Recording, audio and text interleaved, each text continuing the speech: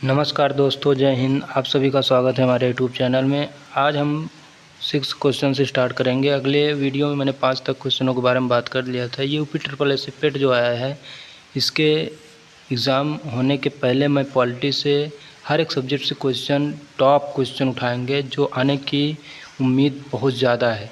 आप विश्वास रखिए हमारे यूट्यूब चैनल पे। मैं दावे के साथ कहता हूँ, अगर एक भी क्वेश्चन चला गया पॉलिटी से बाहर तब कहिएगा। मैं हर सब्जेक्ट से जो है क्वेश्चन उठाएंगे। चलिए शुरू करते हैं। ये क्वेश्चन नंबर 6 है। देखिए क्वेश्चन क्या है, भारत के संविधान की किस अनुसूची शेड्यूल्ड जिसे कहते हैं में 22 आधिकारिक भाषाओं का उल्लेख है? कौन सी अनुसूची है जिसमें 22 आधिकारिक भाषाओं का वर्णन है? तो बताना है आपको। 7वीं अनुसूची ऑप्शन नंबर है, बी ऑप्शन है 8वीं अनुसूची, सी ऑप्शन है 10वीं अनुसूची, डी ऑप्शन है 11वीं अनुसूची। इसका राइट आंसर होगा ऑप्शन नंबर बी, 8वीं अनुसूची। ओके, ये 8वीं अनुसूची इसका आंसर होगा। देखिए मूल संविधान उससे संविधान को कहते हैं जो हमारा संविधान बना था। तो उस समय हमारे मूल संविधान में कितनी आधिकारिक भाषाएं थी? हमारे उस समय जो आधिकारिक भाषाएं थी 14 आधिकारिक भाषाएं थी। कितनी? 14 भाषाएं थी। बाद में संशोधन करके जो है और भाषाएं जोड़ेगी। कब? 21वें संविधान संशोधन 1967 में सिंधी जोड़ी गई।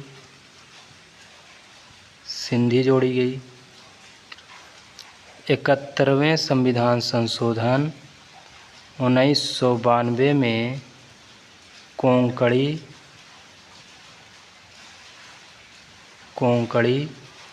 मणिपुरी,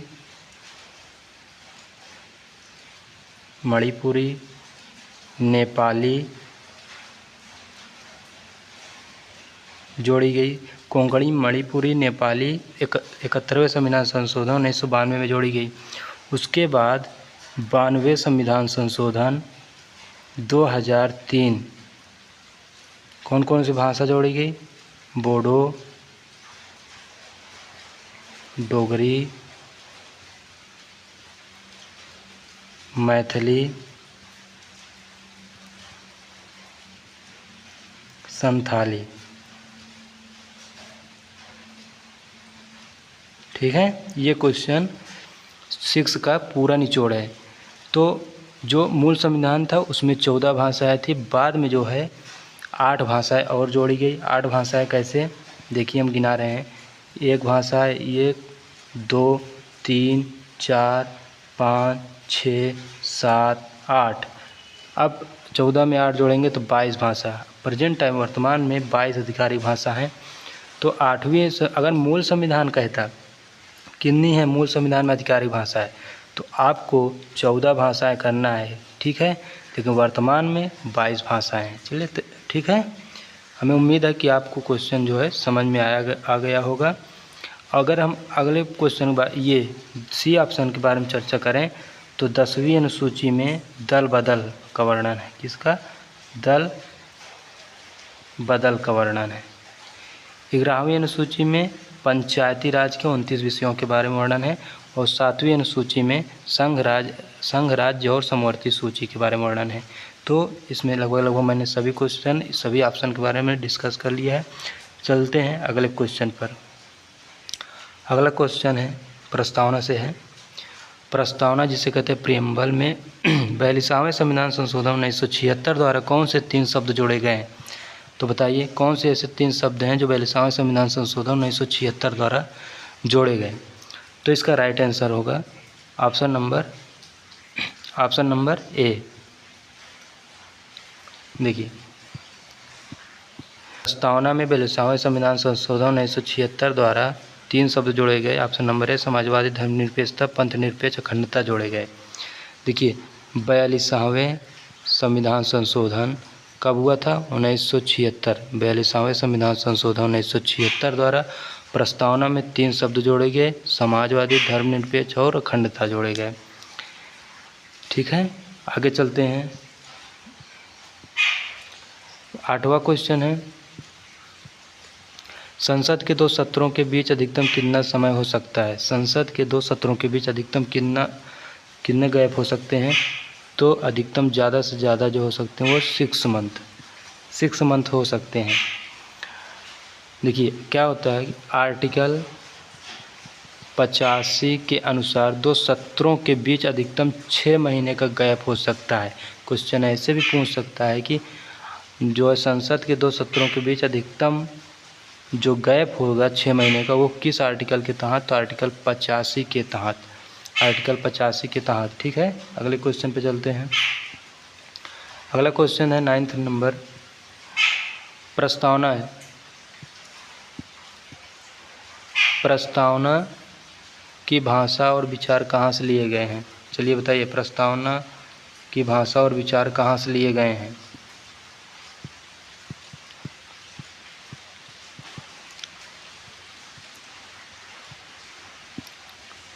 इसका राइट आंसर होगा प्रस्तावना की भाषा और विचार। प्रस्तावना की भाषा और विचार कहाँ से लिए गए हैं?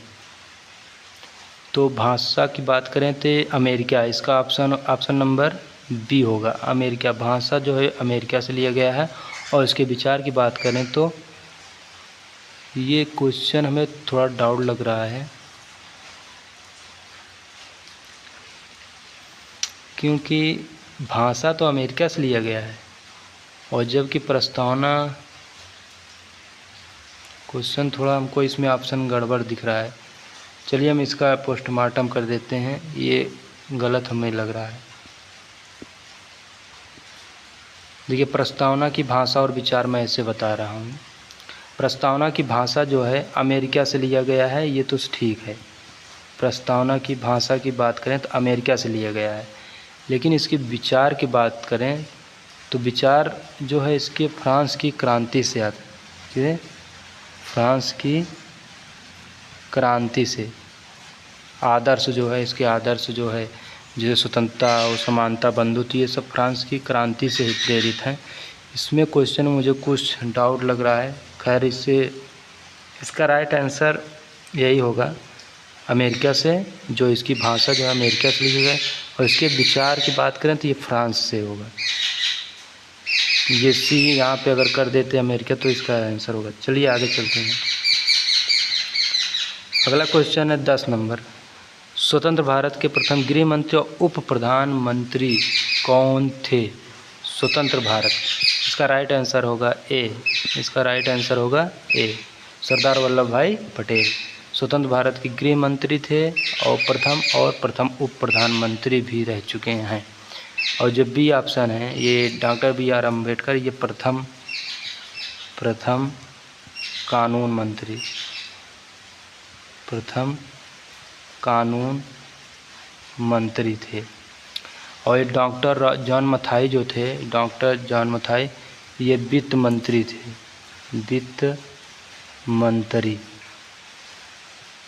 वित्त मंत्री रहे हैं। और जगजीवन राम जो है ये कोई मंत्री तो रहे नहीं, लेकिन जो भी मंत्रालय मिलता था इनको संभालने के लिए दे दिया जाता था कि आप संभालिए, मतलब सहयोगी अगर कह सकते हैं इनको। चलिए आगे बात करते हैं 11 नंबर क्वेश्चन के बारे में। भारतीय संविधान में समवर्ती सूची कॉन्करेंट लिस्ट किस देश से ली गई है?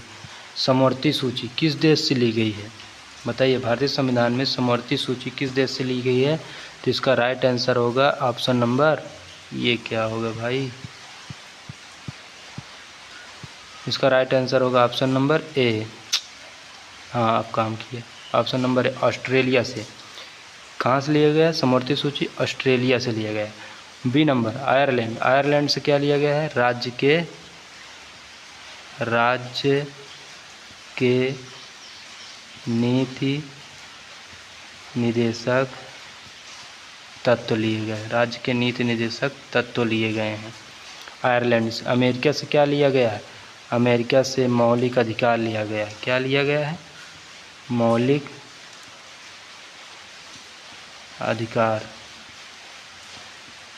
अधिकार।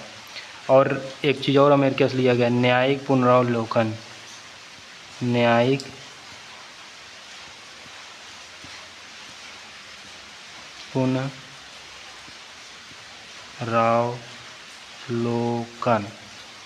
पुनरावलोकन लिया गया है। कनाडा के संविधान से बात करें तो संघीय, या इसको कह सकते केंद्र लिया गया है, मतलब संघीय केंद्र लिया गया है कनाडा के संविधान। चलिए अगले क्वेश्चन पे चलते हैं। 12 नंबर, संविधान सभा के अस्थायी अध्यक्ष टेम्परेरी प्रेसिडेंट कौन चुने गए थे? बताइए इसका राइट आंसर क्या होगा 12 नंबर का। इसका राइट आंसर की बात करें तो डॉक्टर सच्चिदानंद सिन्हा। कौन थे? डॉक्टर सच्चिदानंद सिन्हा।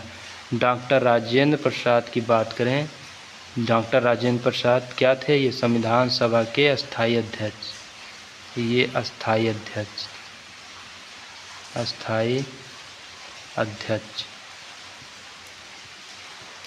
डॉक्टर भीमराव अंबेडकर क्या थे? ये प्रारूप समिति के अध्यक्ष थे, प्रारूप समिति के अध्यक्ष।